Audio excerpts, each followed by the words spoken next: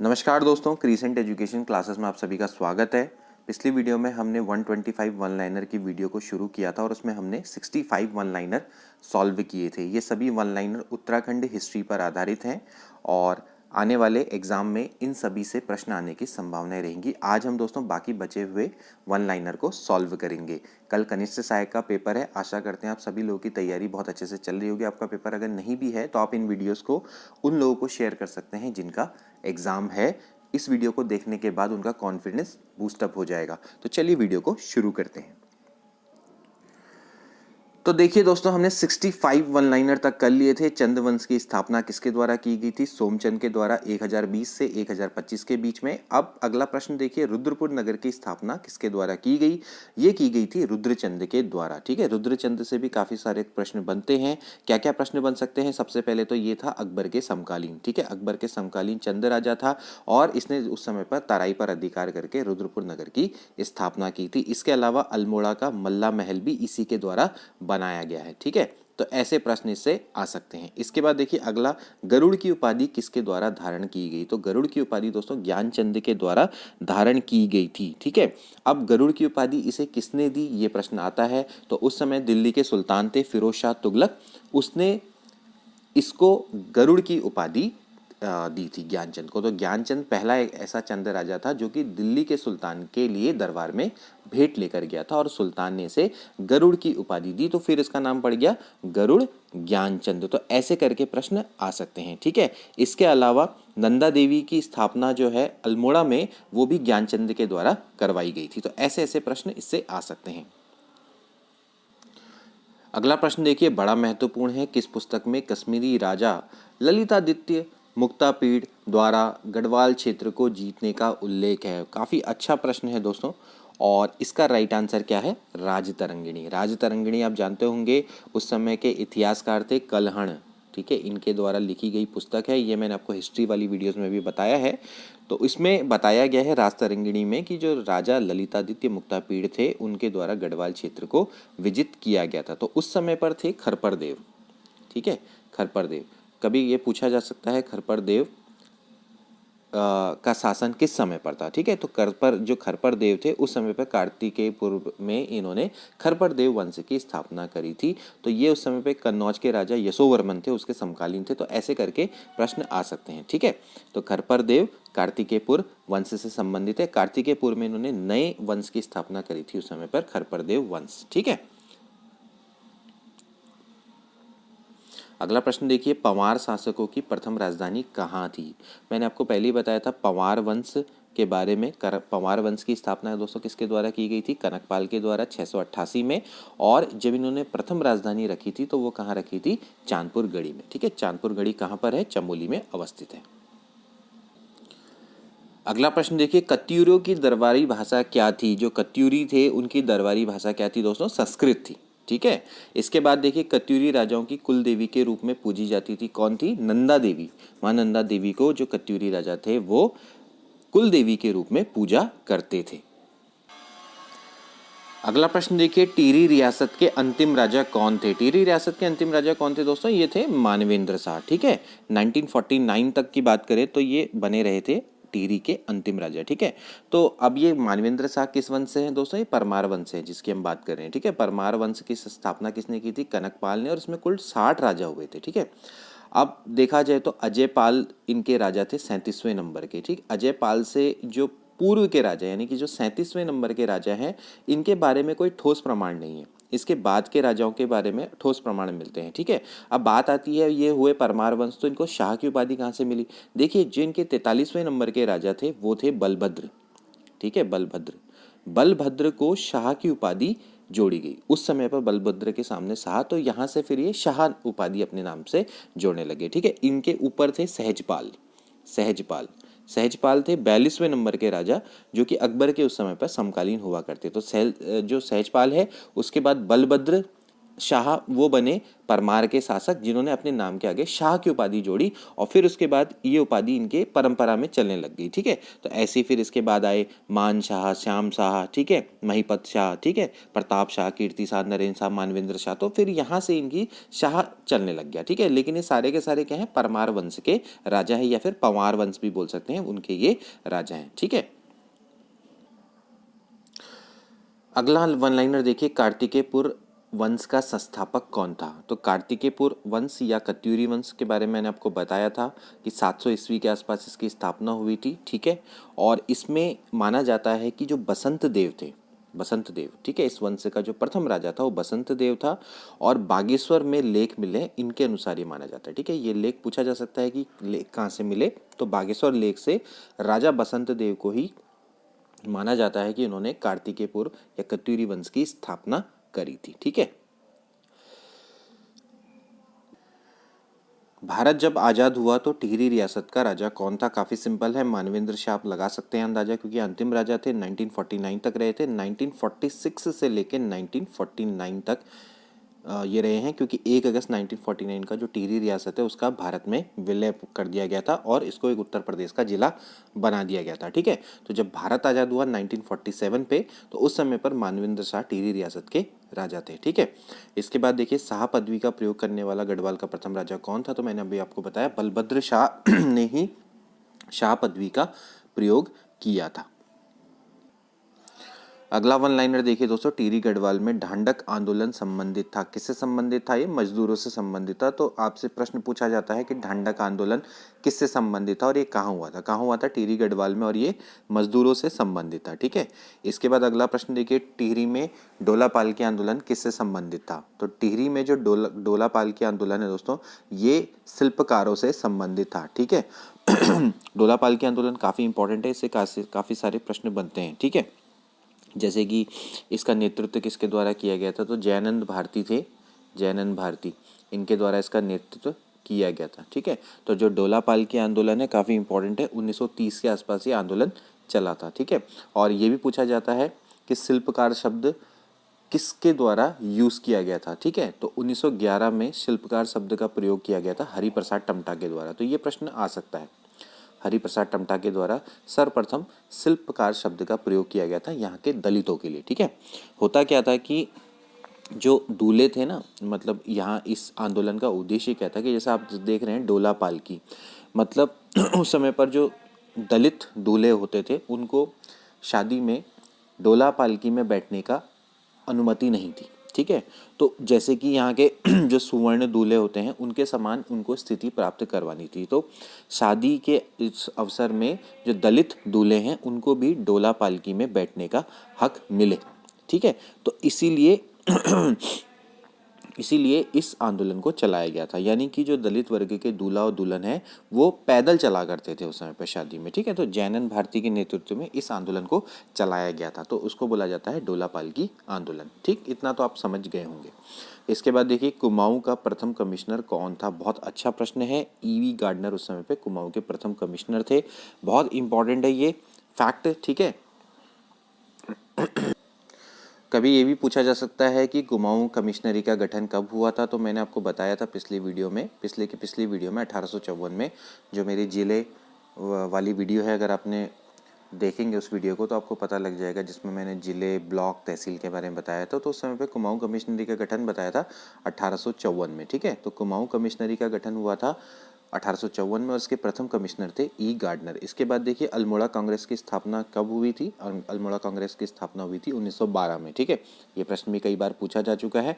जब स्वतंत्रता आंदोलन चल रहा था तो उस समय पर लोगों को जागरूक करने के लिए, उनमें चेतना को जगाने के लिए अल्मोड़ा में कांग्रेस की स्थापना की गई थी। अल्मोड़ा कांग्रेस के नाम से उसको जाना जाता है। तो अल्मोड़ा कांग्रेस की स्थापना 1912 में की गई थी। ठीक है ना, आंदोलन को संगठित करना था, राजनीतिक चेतना का प्रसार करना था, तो इसलिए इसकी स्थापना की गई थी। इसके बाद देखिए, अगला प्रश्न, सरला बहन का मूल नाम क्या था?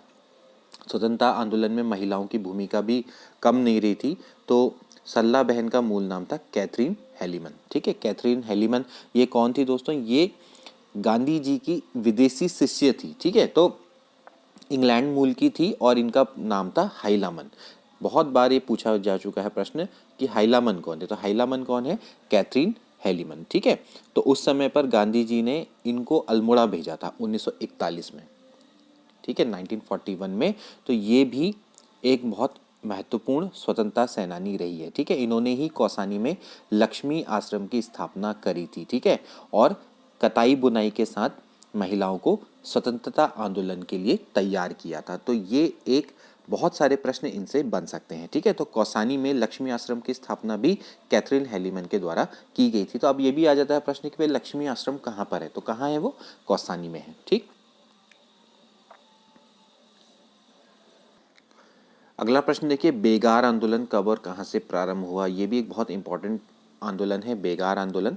तो ये हुआ था 13-14 जनवरी 1921 बागेश्वर में। ठीक है, बागेश्वर में सरयू के किनारे जब उत्तरायणी मेला लगा था, तो वहाँ पर बद्रीदत्त पांडे, हरगोविंद पंत और चिरंजी लाल शाह के नेतृत्व में 40,000 आंदोलनकारियों ने बेगार नद लेने का निर्णय किया था, कि यानी कि बेगार रजिस्टरों को उन्होंने सरयू नदी में बहा दिया था उस समय पे। ठीक है, बेगार हुआ क्या करता था, अंग्रेजी शासनकाल में हुआ क्या करता था कि अंग्रेज अधिकारी जब एक जगह से दूसरी जगह कहीं आते जाते थे, तो उनके सामान को गांव वालों को ढोना पड़ता था। ठीक है, और एक गांव वाले एक सामान को दूसरे गांव में पहुंचाते थे उसमें। ठीक है, तो और रास्ते में पड़ने वाले सभी जो गांव थे उनसे बेगार ली जाती थी, कि यानी कि बिना पगाड़ के उनको एक सामान को दूसरे सामान एक गांव से दूसरे गांव में ढोना पड़ता था। ठीक है, और इस प्रकार जो गांव का मुखिया हुआ करता था उसके पास से बेगार का रजिस्टर हुआ करता था। ठीक है, तो इस जो उत्तराखंड की जनता थी वो इस कार्य के विरुद्ध हो गई थी, तो 1921 में इन्होंने ये आंदोलन शुरू किया था। ठीक है, और ये आंदोलन सबसे पहले जो गांव है अल्मोड़ा खव्याड़ी, ठीक है, वहां से ये स्टार्ट हुआ था। ठीक है, खतियाड़ी गांव है, यहाँ से दोस्तों ये स्टार्ट हुआ था। ठीक, तो ये भी इम्पॉर्टेंट है कि जो बेगार आंदोलन है वो कहाँ से शुरू हुआ, तो ये पूछा जा सकता है। तो ये आंदोलन सबसे पहले खतियाड़ी गांव है अल्मोड़ा, वहाँ से दोस्तों ये शुरू हुआ था। और उत्तरायणी मेला जब लगा 13-14 जनवरी 1921 में बागेश्वर में, तो सरयू के किनारे में उत्तरायणी मेले में जो बेगार रजिस्टर है वो बहा दिए गए थे। इस आंदोलन के नेतृत्वकर्ता थे बद्रीदत्त पांडे। ठीक है, इसके अलावा हरगोविंद पंत और चिरंजी लाल शाह। तो बहुत इंपॉर्टेंट है ये बेगार आंदोलन, इससे कई सारे प्रश्न बन सकते हैं। अगला प्रश्न देखिए, अगला प्रश्न देखिए, उत्तराखंड का बारदोली किस स्थान को कहा गया, तो किसको बोला गया, सल्ट को। कुमाऊं का बारदोली भी बोला जाता है इसे। ठीक है, तो क्योंकि उस समय पे स्वाधीनता आंदोलन में सल्ट की भूमिका काफ़ी इंपॉर्टेंट थी, तो इसको महात्मा गांधी के द्वारा कुमाऊं का बारदोली बोला गया सल्ट को। ठीक है, हुआ क्या था कि सल्ट में 5 सितंबर 1942, ये भी बहुत इंपॉर्टेंट है सल्ट की घटना 1942, 5 सितंबर 1942 को खुमाड़ नामक एक जगह है। ठीक है, खुमाड़ जो कि सल्ट क्षेत्र में पड़ती है, यहाँ पर सल्ट कांग्रेस का मुख्यालय हुआ करता था। तो ब्रिटिश सेना ने यहाँ पर जनता में गोलियां चला दी थी। ठीक है, तो वहाँ पर गंगाराम खीमादेव नामक 2 सगे भाई थे, ये दोनों के दोनों शहीद हो गए थे। ठीक है, और इसके बाद चूड़ामणि और बहादुर सिंह ये भी घायल हुए थे, लेकिन कुछ दिन बाद इनकी मृत्यु हो गई थी। तो स्वाधीनता आंदोलन में सल्ट की बहुत महत्वपूर्ण भूमिका रही, इसलिए महात्मा गांधी द्वारा उत्तराखंड का बारदोली इस स्थान को बोला गया, यानी सल्ट को बोला गया। कुमाऊं का बारदोली भी इसी को बोला जाता है। ठीक है, तो आज भी हमेशा जो खुमाड़ है वहाँ पर प्रत्येक 5 सितंबर को शहीद दिवस मनाया जाता है। तो आपसे पूछा जा सकता है कि शहीद स्मृति दिवस कब मनाया जाता है खुमाड़ में, तो वो हमेशा 5 सितंबर को मनाया जाता है। पूछा जाता है सल्ट की घटना कब हुई, तो 5 सितंबर 1942। ठीक है, अगला प्रश्न देखिए, अल्मोड़ा में होम रूल लीग की स्थापना कब हुई। ठीक है, होम रूल लीग की स्थापना दोस्तों अल्मोड़ा में 1914 में हो गई थी। ठीक है, जब तिलक और बेसेंट द्वारा जो शुरू किया गया था होम रूल लीग, उससे प्रेरित होकर विक्टर मोहन जोशी थे, बद्रीदत्त पांडे, चिरंजी लाव, इनके द्वारा दोस्तों होम रूल लीग की स्थापना की गई थी अल्मोड़ा में। ठीक है, अगला प्रश्न देखिए, कुमाऊं परिषद की स्थापना कब हुई। कुमाऊं परिषद भी बहुत इंपॉर्टेंट है, जैसे कि अल्मोड़ा कांग्रेस की स्थापना हुई, ऐसे ही कुमाऊं परिषद की स्थापना हो गई थी। ठीक है, तो उस समय पर जो कुमाऊं परिषद का गठन है दोस्तों, वो गोविंद बल्लभ पंत, हरगोविंद पंत और बद्रीदत्त पांडे ये हुआ करते थे। ठीक है, जीबी पंत, ठीक है, हरगोविंद पंत और बद्रीदत्त पांडे, तो उनके द्वारा 1916 में कुमाऊं परिषद का गठन हुआ था। ठीक है, और यही परिषद देखिए कुली बेगार आंदोलन, कुली उतार आंदोलन, यहाँ पर इन समस्याओं में इसने बहुत महत्वपूर्ण भूमिका निभाई। इसके अलावा स्वतंत्रता आंदोलन में भी इसने काफ़ी भूमिका निभाई थी। रोलेट एक्ट में भी इनके द्वारा काफ़ी सभाएं आयोजित की गई थी, काफ़ी सारे विरोध किए गए थे। तो कुमाऊं परिषद का भी काफ़ी योगदान है। बाद में 1926 में इसका विलय कांग्रेस में हो गया था। ठीक है, तो कुमाऊं परिषद का विलय कांग्रेस में कब हुआ? 1926 में। ये प्रश्न भी आता है। इसकी स्थापना कब हुई? 1916 में। अल्मोड़ा कांग्रेस की स्थापना हुई 1912 में। और कुमाऊं परिषद का बहुत योगदान रहा है, विभिन्न क्षेत्रों में योगदान रहा है। ठीक है, इसके बाद अगला प्रश्न देखिए। अगला प्रश्न देखिए, रवाई कांड कहाँ हुआ था? ये हुआ था तिलाड़ी में, जो कि कहाँ पर है? टिहरी गढ़वाल में। इससे प्रश्न भी कई बार पूछा जाता है। ठीक, अगला प्रश्न देखिए, कुमाऊं का प्रथम स्वाधीनता संग्राम सेनानी किसको बोला जाता है? ये भी काफ़ी अच्छा इंपॉर्टेंट प्रश्न है और कई बार आ चुका है।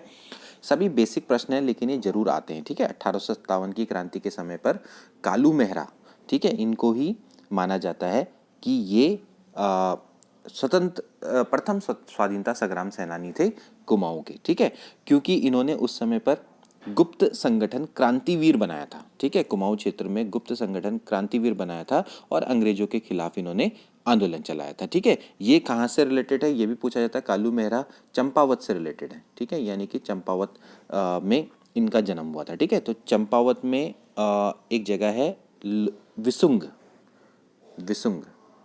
ठीक है, चंपावत में लोहा घाट में विसुंग गांव से ये रिलेटेड हैं। और इनका मतलब ये पूछा जाता है कि इन्होंने कौन सा संगठन बनाया था? तो इन्होंने गुप्त संगठन का नाम क्या था? क्रांतिवीर था। ठीक है, तो 1857 में तो उत्तराखंड का प्रथम स्वतंत्रता संग्राम सेनानी। इसके बाद अगला प्रश्न देखिए, कांग्रेस के कलकत्ता अधिवेशन में राज्य में से कौन उपस्थित हुए थे? जो कांग्रेस का कलकत्ता अधिवेशन था उसमें राज्य से कौन उपस्थित हुआ था? तो कौन हुआ था दोस्तों उसमें उपस्थित? ये हुए थे ज्वालादत्त जोशी। वैसे देखा जाए तो कलकत्ता अधिवेशन कब हुआ था दोस्तों? ये हुआ था 1886 में। ठीक है, पहला अधिवेशन के बाद जो सेकंड नंबर का अधिवेशन है वो कलकत्ता अधिवेशन है। तो उसमें ज्वालादत्त जोशी थे और इसके अलावा दो अन्य व्यक्ति थे, उनका नाम मुझे पता नहीं है, लेकिन ज्वालादत्त जोशी का नाम सबसे ऊपर निकल कर आता है। तो ज्वालादत्त जोशी सहित दो नेताओं ने कुमाऊं क्षेत्र से भाग लिया था। ठीक है, इसके बाद अगला प्रश्न देखिए, शक्ति। ये भी बहुत इंपॉर्टेंट है क्योंकि समाचारों की भी बहुत इंपॉर्टेंट भूमिका रही थी। तो शक्ति समाचार का प्रकाशन कब आरंभ हुआ? काफ़ी अच्छा प्रश्न है। तो 15 सितंबर 1918 को शक्ति समाचार का प्रकाशन हुआ था। ठीक है, इसके प्रकाशक कौन थे? बद्रीदत्त पांडे। ठीक है, बद्रीदत्त पांडे थे और ये साप्ताहिक अखबार था। ठीक है, साप्ताहिक समझ रहे हैं ना, कि मतलब जो हफ्ते में एक बार आता है। ठीक, तो जब अल्मोड़ा अखबार बंद हुआ था तो उसके बाद इस शक्ति समाचार का संपादन शुरू किया गया था। ठीक है, इसके बाद अगला प्रश्न देखिए, गांधी जी ने कुमाऊं की यात्रा सर्वप्रथम कब की थी? तो उन्होंने जून 1929 में इनके द्वारा सर्वप्रथम यात्रा की गई थी। ठीक है, इसके बाद अगला प्रश्न देखिए, बिस्नी देवी कौन थी? बिस्नी देवी कौन थी? तो ये भी दोस्तों एक क्या थी? स्वतंत्रता सेनानी थी। ठीक है, ये प्रश्न भी कितने बार पूछा जा चुका है कि बिस्नी देवी कौन है। ठीक, तो बिस्नी देवी उस समय पे जब नमक सत्याग्रह चल रहा था तो अल्मोड़ा के नगर पालिका भवन में जो बिस्नी देवी थी इनके द्वारा तिरंगा फहराया गया था। ठीक है, नमक सत्याग्रह का आंदोलन आपको पता होगा। तो जब नमक सत्याग्रह चल रहा था तो अल्मोड़ा का जो नगर पालिका भवन है वहाँ पर बिस्नी देवी शाह के नेतृत्व में कुछ महिलाएं थी, जैसे कि कुंती वर्मा, ठीक है, और रेवती, इनके द्वारा क्या किया गया था?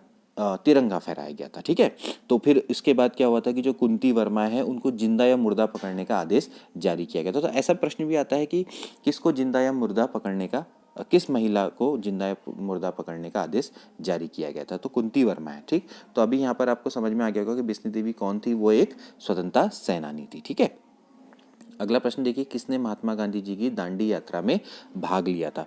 तो दांडी यात्रा में किसके द्वारा भाग लिया गया था?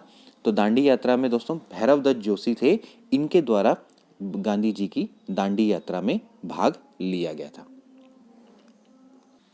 फ्रेंड्स, इसमें वैसे क्वेश्चन ये आता है कि किसने महात्मा गांधी जी की दांडी यात्रा में भाग लिया? तो इसमें वैसे देखा जाए तो तीन थे। ठीक है, मैं आपके यहाँ सामने नाम लिख देता हूँ, यहाँ पर मैंने उनको मेंशन नहीं किया है। एक थे ज्योतिराम कांडपाल, ठीक है, दूसरे थे भैरवदेव जोशी, जिनका नाम यहाँ पर लिखा हुआ है, और तीसरे थे गोरखा वीर खड़क बहादुर। ठीक है, खड़क बहादुर। तो ये जो 3 लोग थे, इन्होंने दांडी यात्रा में भाग लिया था। टोटल 78 सत्याग्रही गए थे उस समय गांधी जी के संग। तो उनमें से जो 3 थे, ज्योतिराम कंडपाल, भैरवदेव जोशी और गोरखावीर खड़क बहादुर, ये उत्तराखंड के थे। ये आप याद रखिएगा। ठीक है, अगला प्रश्न देखिए, गढ़केसरी नाम से प्रसिद्ध स्वतंत्रता सेनानी कौन थे? कौन थे दोस्तों? ये थे अनुसुईया प्रसाद बहुगुणा। कुर्मांचल केसरी या कुमाऊं केसरी किसको बोला जाता है? बद्रीदत्त पांडे को बोला जाता है। ठीक है, अब अनुसुईया प्रसाद बहुगुणा की बात करें दोस्तों, तो इनके प्रयासों से ही गढ़वाल कांग्रेस कमेटी का गठन हुआ था 1918 में। ठीक है, 1918 में। इसके अलावा अनुसुईया प्रसाद बहुगुणा ने अमृतसर कांग्रेस अधिवेशन में भी भाग लिया था 1919 में, ये भी आप याद करें। और साथ में इनके कौन थे? बैरिस्टर मुकुंदी लाल। तो ये भी काफ़ी इंपॉर्टेंट शख्स हैं। ठीक, इसके बाद देखिए, भारतीय राष्ट्रीय आंदोलन के दौरान गांधी जी किस स्थान पर बहुत दिनों तक रुके थे? तो वो कौन थे? कौसानी रुके थे। ठीक है, तो मैंने जब आपको बताया कि जब गांधी जी यहाँ आए थे, मतलब कुमाऊं की जब इन्होंने यात्रा की थी, कब की थी दोस्तों? जून 1929 में इन्होंने कुमाऊं क्षेत्र में यात्रा की थी।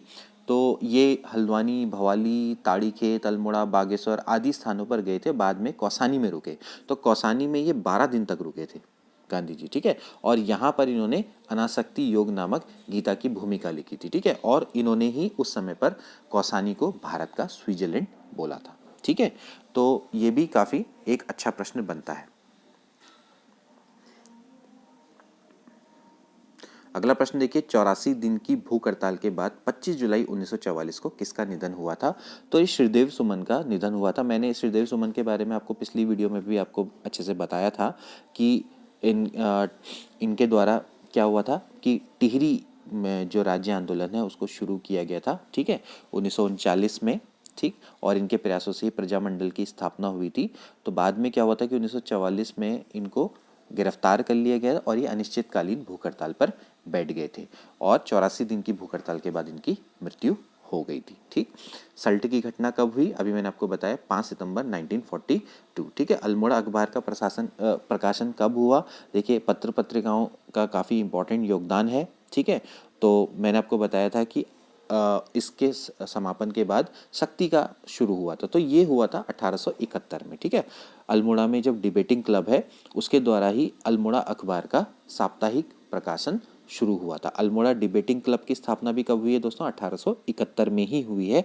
ये प्रश्न भी पूछा जाता है। ठीक है, इसके बाद अगला प्रश्न देखिए, पेशावर कांड का नायक किसे बोला जाता है? तो पेशावर कांड का जो नायक है दोस्तों वो है वीर चंद्र सिंह गढ़वाली। बहुत इंपॉर्टेंट ये प्रश्न है, इनसे रिलेटेड बहुत ज़्यादा प्रश्न आते हैं। सबसे पहले तो पेशावर कांड कब हुआ ये पूछा जाता है, तो मैं यहाँ पर लिख लेता हूँ 23 अप्रैल 1930 को।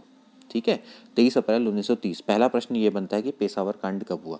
दूसरा प्रश्न ये बनता है कि जो वीरचंद सिंह गढ़वाली थे वो किस राइफल से रिलेटेड थे? ठीक है, तो ये गढ़वाल राइफल से बटालियन 2/18 से रिलेटेड। 2/18 गढ़वाल राइफल्स के सैनिक थे या उसके बटालियन के नेतृत्व थे। ठीक है, इन्होंने उस समय पर क्या किया था कि निहत्थे अफगान स्वतंत्रता सेनानियों पर गोली चलाने से मना कर दिया था। ठीक है, तो इतिहास में जो घटना है उसको पेशावर कांड से बोला जाता है, पेशावर कांड। ठीक है, तो उस समय पर ये क्या थे कि अंग्रेजों की जो गढ़वाल राइफल्स थी वहाँ के ये सैनिक थे, मतलब वहाँ के ये बटालियन के नेतृत्व करता थे। और उस समय पर अंग्रेजों ने हुक्म दिया कि भाई वहाँ पर जो अफगानी स्वतंत्रता सेनानी थे, निहत्थे अफगान स्वतंत्रता सेनानी थे, उन पर गोली चलाने के से इन्होंने मना कर दिया था। ठीक है, और फिर मोतीलाल नेहरू ने पेशावर कांड से प्रभावित होकर गढ़वाल दिवस मनाने की घोषणा की थी। ठीक है, तो ये काफ़ी सारे फैक्ट्स हैं जो कि वीरचंद गढ़वाली से रिलेटेड है। तो आप इनमें से कोई भी आने की संभावना हो सकती है आने वाले एग्जाम में। कनिष्ठ सहायक के पेपर में हो सकता है कि कल इससे रिलेटेड ही प्रश्न आ जाए। ठीक, अगला प्रश्न देखिए, उत्तरांचल उत्थान परिषद का गठन कब और किसके द्वारा किया गया? बहुत इंपॉर्टेंट है, 30-31 मई 1988 को शोभन सिंह जीना। ठीक है, शोभन सिंह जीना के द्वारा ही 1988 में, क्योंकि भाजपा के थे तो उनकी अध्यक्षता में ही उत्तरांचल उत्थान परिषद का गठन किया गया। ठीक है, मैं आपको बताऊं 1987 के दौरान, 1987 के जब वक्त था तो उस समय पे भाजपा में लाल कृष्ण आडवाणी की अध्यक्षता में अल्मोड़ा में एक पार्टी सम्मेलन हुआ था। ठीक है, तो अल्मोड़ा में जो पार्टी सम्मेलन हुआ था तो वहाँ पर इसको पर्वतीय क्षेत्र जो उत्तर प्रदेश का ये जो क्षेत्र है, इसको पर्वतीय प्रदेश का दर्जा देने की या अलग राज्य की मांग को स्वीकार किया गया था। ठीक है, लेकिन जो प्रस्तावित राज्य है उसका नाम उत्तराखंड न रख के उत्तरांचल स्वीकार किया गया था। तो उत्तरांचल जब स्वीकार किया तो बाद में उत्तरांचल उत्थान परिषद का गठन 1988 को शोभन सिंह जीना के द्वारा किया गया। तो इसलिए यहाँ पर क्या लिखा हुआ है, उत्तरांचल उत्थान परिषद। हालांकि बाद में क्या हुआ था कि उत्तरांचल का नाम जब 9 नवंबर 2000 को बना, उसके बाद 1 जनवरी 2007 को इसका नाम दोबारा से उत्तराखंड कर दिया गया था। ठीक है, इसके बाद देखिए अगला, उत्तरांचल राज्य निर्माण के समय केंद्र में किस पार्टी की सरकार थी? तो उस समय पे कौन थी? बीजेपी की सरकार थी, एनडीए, राष्ट्रीय जनतांत्रिक गठबंधन। ठीक है, नेशनल डेमोक्रेटिक अलायंस। ठीक है, एनडीए। तो यानी कि बीजेपी की उस समय पे गवर्नमेंट हुआ करती थी। ठीक, अब बीजेपी मान लो फिलहाल तो उसको ना। इसके बाद अगला प्रश्न देखिए, गढ़वाल सर्वदलित परिषद का गठन 1928 में किसके द्वारा किया गया था? ये किसके द्वारा किया गया था? गढ़वाल सर्वदलित परिषद का गठन ये दोस्तों किया गया था जयनंद भारती के द्वारा। ठीक है, जयनंद भारती, जिसका मैंने अभी आपको नाम बताया। जयनंद भारती कौन है? ये डोला पालकी आंदोलन के नेतृत्व करता है। ठीक है, तो इसके बाद जब इन्होंने गढ़वाल सर्वदलीय परिषद का गठन किया तो 1930 में ही इन्होंने फिर डोला पालकी आंदोलन का नेतृत्व किया था। ठीक है, अगला प्रश्न देखिए, गणदेश सेवा संघ का गठन किसने किया था? तो इसका गठन किसने किया था? श्रीदेव सुमन के द्वारा ये किया गया था। ठीक है, 1938 में इसका गठन किया गया था। किस लिए किया गया था दोस्तों? ये पृथक राज्य की मांग के किया था। जैसे प्रजामंडल तो क्या था कि भाई टिहरी में प्रजातंत्र की स्थापना के लिए, यानी कि वहाँ के कुशासन से मुक्ति के लिए 1939 में इन्होंने प्रजामंडल का गठन किया गया था। ठीक है, लेकिन यहाँ पर बात हो रही है गणदेश सेवा संघ। तो गणदेश सेवा संघ क्या था कि पृथक राज्य की मांग के लिए, कि मतलब उत्तराखंड अलग से बनाया जाए, तो इन्होंने दिल्ली में इसका गठन किया। तो पूछा जाता है कि गणदेश सेवा संघ का गठन कहाँ किया गया था? तो इसका गठन कहाँ किया गया था?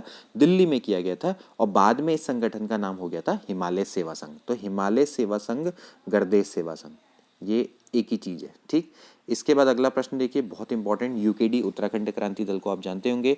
तो उत्तराखंड क्रांति दल का गठन या किसके द्वारा किया गया था, या फिर इसके प्रथम अध्यक्ष कौन थे? तो ये प्रश्न भी काफी बार आता है। ठीक है, तो उत्तराखंड क्रांति दल के जो प्रथम अध्यक्ष थे वो थे दोस्तों कौन? ये थे देवीदत्त पंत, यानी डीडी पंत। ये बहुत बार ये प्रश्न आ चुका है, उत्तराखंड क्रांति दल का गठन किसके द्वारा किया गया? ठीक है, कब किया गया था ये भी प्रश्न पूछा जाता है। मैं आपको बताऊं तो ये है इसका राइट आंसर, 25 जुलाई 1979 को कहाँ किया गया था? मसूरी में किया गया था। ठीक है, तो मसूरी में ही उत्तराखंड क्रांति दल का गठन किया गया था। उस समय पर कुमाऊं विश्वविद्यालय के कुलपति थे डॉक्टर देवीदत्त पंत। ठीक है, तो सीधी बात थी 1979 पर, उस समय पर क्या हुआ करते थे? 8 पर्वतीय जिले हुआ करते थे, तो उनको काटकर एक नया राज्य स्थापित करना, यही इसका उद्देश्य हुआ करता था उत्तराखंड क्रांति दल का। ठीक है, इसके बाद कुमाऊं परिषद का कांग्रेस में विलय कब हुआ? मैंने आपको अभी बताया था, 1926 में विलय हो गया था। कोटा खर्रा आंदोलन किसके हित में था? अब कोटा खर्रा जो आंदोलन है वो दोस्तों भूमिहीनों के से रिलेटेड था। ठीक है, कोटा खर्रा आंदोलन ये भी काफ़ी अच्छा और इम्पोर्टेंट आंदोलन हुआ था। ठीक है, क्योंकि उस समय पर क्या चलता था ना कि राज्य में सीलिंग कानून था। ठीक है, मतलब उस समय पर ये सीलिंग कानून को इस समय पे लागू कराना था। तो जो भूमिहीन थे या किसान थे उनको भूमि वितरण करना था, ये इस आंदोलन का उस समय पे उद्देश्य हुआ करता था। ठीक है, तो किसान संगठनों के नेतृत्व में ये आंदोलन चला था, कोटा खर्रा आंदोलन। तो बस सीधी सीधी बात थी, कभी कभार ये पूछा जा सकता है कि सीलिंग कानून को लागू करना किस आंदोलन का मुख्य उद्देश्य था? तो सीलिंग कानून से रिलेटेड कौन है? कोटा खर्रा आंदोलन रिलेटेड है। ठीक है, तो ये लगा कब? ये मतलब ये हुआ था राज्य के तराई क्षेत्रों में। तराई क्षेत्र समझते हैं ना, जो हमारे तराई क्षेत्र हैं वहां पर सीलिंग कानून को लागू करवाना ही कोटा खर्रा आंदोलन का मुख्य उद्देश्य था। सीलिंग कानून से होता क्या है कि जो भूमिहीन होते हैं, जिनके पास भूमि नहीं होती, किसान होती है, उनको भूमि का डिस्ट्रीब्यूशन किया जाता है, यानी कि लैंड डिस्ट्रीब्यूशन किया जाता है। इसके बाद अगला देखिए, राजनीतिक जागरूकता हेतु अल्मोड़ा में डिबेटिंग क्लब की स्थापना कब की गई थी? तो मैंने आपको बताया था कि अभी अल्मोड़ा में डिबेटिंग क्लब की स्थापना 1870 में की गई थी, और 1871 में इनके द्वारा अल्मोड़ा अखबार का संपादन किया गया था। ठीक है, इसके बाद अगला प्रश्न देखिए, चनौदा में शांतिलाल त्रिवेदी के प्रयास से गांधी आश्रम की स्थापना कब की गई थी? तो ये भी एक बड़ा अच्छा प्रश्न है। ठीक है, तो ये कब की गई थी दोस्तों? 1937 में स्थापना की गई थी। तो चनौदा सोमेश्वर में शांतिलाल त्रिवेदी के प्रयास से ही दोस्तों गांधी आश्रम की स्थापना की गई थी 1937 से। ठीक है, तो ये प्रश्न भी काफ़ी बार पूछा जा सकता है। उस समय पर राजनीतिक गतिविधियां काफ़ी हुआ करती थी यहाँ से। ठीक है, लेकिन 1942 में वहाँ के जो कमिश्नर थे, इन्होंने यहाँ पे जो कार्यकर्ता थे उनको गिरफ्तार कर लिया था और इस आश्रम को बंद कर दिया था। ठीक है, तो 1937 सोमेश्वर कहाँ पर अवस्थित है दोस्तों? ये है अल्मोड़ा में, अल्मोड़ा जिले में अवस्थित है। ठीक है, इसके देखिए प्रसिद्ध पेशावर कांड कब हुआ था? जब हवलदार बीरचंद सिंह गढ़वाली ने निहत्थे अफगान स्वतंत्रता सेनानी पर गोली चलाने से इनकार दिए। तो कब हुआ था? 1930 में, 23 अप्रैल 1930 में। ठीक है, इसके बाद देखिए पेशावर कांड से प्रभावित होकर किसने संपूर्ण देश में गढ़वाल दिवस मनाने की घोषणा की थी? तो मोतीलाल नेहरू ने। ठीक है, इसके बाद देखिए अमृतसर कांग्रेस 1919 में गढ़वाल के किन दो नेताओं ने भाग लिया था? तो अनुसुईया प्रसाद बहुगुणा और मुकुंद लाल। मैंने आपको बताया था 1930 में गांधी जी के 78 सत्याग्रह में से उत्तराखंड के कौन कौन थे? ज्योतिराम कांडपाल, भैरवदत्त जोशी, गोरखवीर खड़क बहादुर, ये मैंने आपको अभी बताया था। ठीक है, इसके बाद तिलक और एनी बेसेंट से प्रभावित होकर किसने उत्तराखंड में होम रूल लीग आंदोलन किया था?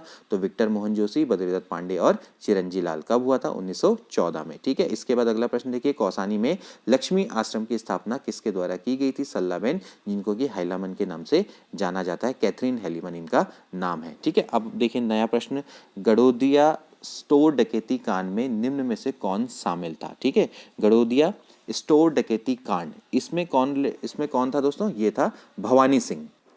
गड़ोदिया स्टोर डकैती कांड कब हुआ था दोस्तों? ये हुआ था 1930 में। ठीक है, क्योंकि उस समय पर उग्र राष्ट्रवादी आंदोलन चल रहे थे, तो राज्य के कई सारे युवाओं ने उस समय पर भाग लिया था। तो भवानी सिंह उनमें से थे जिन्होंने गड़ोदिया स्टोर डकैती कांड में भाग लिया था। ठीक है, इसके अलावा देखिए नमक सत्याग्रह के दौरान अल्मोड़ा के नगर पालिका भवन में किसके नेतृत्व में तिरंगा फहराया गया था? तो मैंने अभी आपको बताया बिस्नी देवी शाह। तो मैंने आपको ये सारी चीज़ें पहले ऊपर से बता दी है, तो इसको बार बार एक्सप्लेन करने की आवश्यकता नहीं है। इसके बाद देखिए किस महिला आंदोलनकारी को 1932 में जिंदा या मुर्दा पकड़ने का आदेश निकला था? तो कौन थी वो? कुंती वर्मा थी। ठीक है, इसके बाद देखिए गांधी जी ने 1929 में कौसानी में अपने कितने दिन के प्रवास के दौरान अनासक्ति योग नामक गीता की भूमिका लिखी? तो 12 दिन।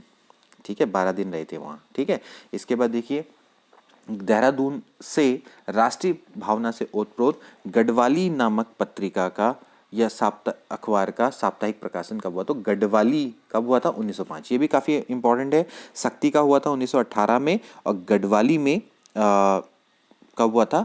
गढ़वाली का जो संपादन है दोस्तों वो कब हुआ था? 1905 से। ठीक है, उस समय पर क्या हुआ था कि जो गिरजानंद नैथानी थे, ठीक है, इससे पूछा जाता है कि इसके संपादन करता कौन थे? तो वो थे गिरजादत्त नैथानी, गिरिजादत्त नैथानी। तो ये प्रश्न पूछा जा सकता है कि गढ़वाली के संपादक कौन थे? तो गिरजादत्त नैथानी थे, देहरादून से ये स्टार्ट हुआ था। ठीक है,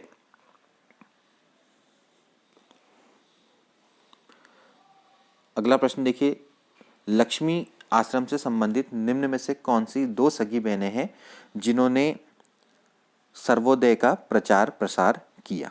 ठीक है, तो सर्वोदय का प्रचार प्रसार किसके द्वारा किया गया था? तो इन्होंने किसने किया था दोस्तों? ये किया था कमला और बसंती ने। ठीक है, कमला बसंती ये लक्ष्मी आश्रम से जुड़ी हुई हैं। इन्होंने सर्वोदय के प्रचार प्रसार में भूमिका निभाई थी। ठीक है, कौसानी में लक्ष्मी आश्रम का किसने बनाया था दोस्तों? लक्ष्मी आश्रम ये बनाया था सल्ला बहन ने। ठीक है, मैंने अभी आपको बताया था कि जो कैथरीन हैलीमन है, जिनको हैलामाइन से नाम से जाना जाता है, इन्होंने लक्ष्मी आश्रम को स्थापित किया था। ठीक है, और यहाँ पर जो दो सगी बहनें कमला और बसंती, इन्होंने सर्वोदय में काफ़ी इम्पोर्टेंट भूमिका निभाई थी। ठीक, इसके बाद देखिए गांधी जी ने 1929 में 14 जून से 2 जुलाई तक कुमाऊं की यात्रा की, जबकि उसी वर्ष गढ़वाल क्षेत्र की यात्रा की। तो उसी वर्ष फिर ये क्या गए थे? गढ़वाल भी गए थे। यहाँ पहले जून 1929 में आए, उसके बाद अक्टूबर 1929 में इन्होंने गढ़वाल की भी यात्रा की थी। ठीक है, इसके बाद देखिए स्वतंत्रता आंदोलन में सल्ट की भूमिका की सराहना करते हुए किसने इसे कुमाऊं का बारदोली कहा था? तो मैंने आपको बताया महात्मा गांधी ने इसको कुमाऊं का बारदोली कहा था। ठीक है, अगला प्रश्न देखिए, राज्य में राजनीतिक चेतना के विस्तार के लिए हैप्पी क्लब की स्थापना की गई थी हरगोविंद पंत और गोविंद पंत के द्वारा ये की गई थी 1903 में। काफ़ी अच्छा प्रश्न है, कई बार ये प्रश्न पूछा जा चुका है कि हैप्पी क्लब की स्थापना किसके द्वारा की गई। तो हैप्पी क्लब की स्थापना किसके द्वारा की गई थी दोस्तों? ये की गई थी हरगोविंद पंत और गोविंद बल्लभ पंत से। क्यों की गई थी इन्होंने? क्योंकि उस समय पर राजनीतिक चेतना का विस्तार करना था और राज्य में राजनीतिक चेतना का विस्तार करना था, तो 1903 में इनके द्वारा हैप्पी क्लब की स्थापना की गई थी। ठीक है, इसके बाद अगला प्रश्न देखिए, 17 सितंबर 1857 को राज्य के लगभग 1000 क्रांतिकारियों ने हल्द्वानी पर अधिकार कर लिया था। ये भी एक बहुत इंपॉर्टेंट है। उस समय पर स्वतंत्रता आंदोलन चल रहे थे, जैसे कि मैंने आपको बताया कि चंपावत में के जो कालू सिंह मेहरा थे, इन्होंने एक गुप्त संगठन क्रांतिवीर बनाया था और आंदोलन चलाया था। ठीक है, अंग्रेजों के खिलाफ। तो 1857 में एक और इम्पोर्टेंट घटना हुई थी कि 17 सितंबर 1857 में हल्द्वानी में 1000 क्रांतिकारियों ने अधिकार कर लिया था। ठीक है, फिर बड़ी मुश्किल से अंग्रेज इसको दोबारा कब्जे में अपने ले पाए। ठीक है, तो इस घटना में कई क्रांतिकारी मारे भी गए थे। ठीक है, इसके बाद देखिए अगला प्रश्न, पृथक राज्य की मांग सर्वप्रथम श्रीनगर में आयोजित भारतीय राष्ट्रीय कांग्रेस के अधिवेशन में उठाई गई थी। तो सबसे पहले बहुत इंपॉर्टेंट है, पृथक राज्य की मांग 1938 के श्रीनगर में आयोजित भारतीय राष्ट्रीय कांग्रेस के अधिवेशन में उठाई गई थी पृथक राज्य की मांग। इससे रिलेटेड भी कई प्रश्न आते हैं। ठीक है, ये पूछा जा सकता है कि सबसे पहले पृथक राज्य की मांग कब उठाई गई थी? तो कब उठाई गई थी? 1938 में जो कांग्रेस का अधिवेशन है उसमें उठाई गई थी। ठीक है, तो ये प्रश्न भी कई बार पूछा जाता है। ठीक, तो 1938 में पृथक राज्य की मांग, ठीक है, और श्रीनगर गढ़वाल में हुआ था। ठीक है, विशेष अधिवेशन हुआ था और इस अधिवेशन की अध्यक्षता उस समय पर कर रहे थे जवाहरलाल नेहरू। ठीक, तो जवाहरलाल नेहरू कर रहे थे, तो इन्होंने इसका समर्थन भी किया था। ठीक है,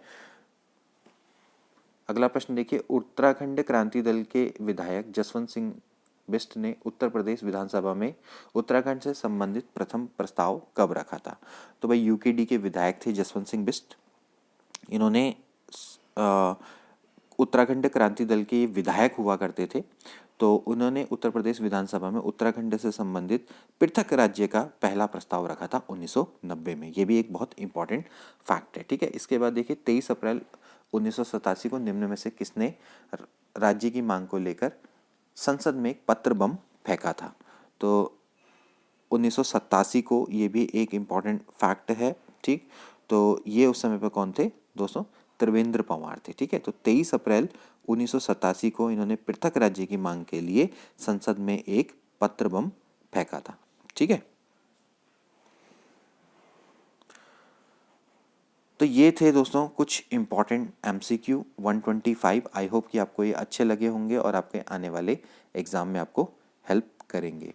कोशिश यही रहती है कि आपको ज़्यादा से ज़्यादा प्रश्न बताए जाएं, लेकिन एक ही वीडियो में सभी पढ़ाना पॉसिबल नहीं है, लेकिन कोशिश पूरी रहती है कि आपको ज़्यादा से ज़्यादा और बेटर नॉलेज प्रोवाइड करवाई जाए। मिलते हैं अगली वीडियो में। Till then take care and good bye.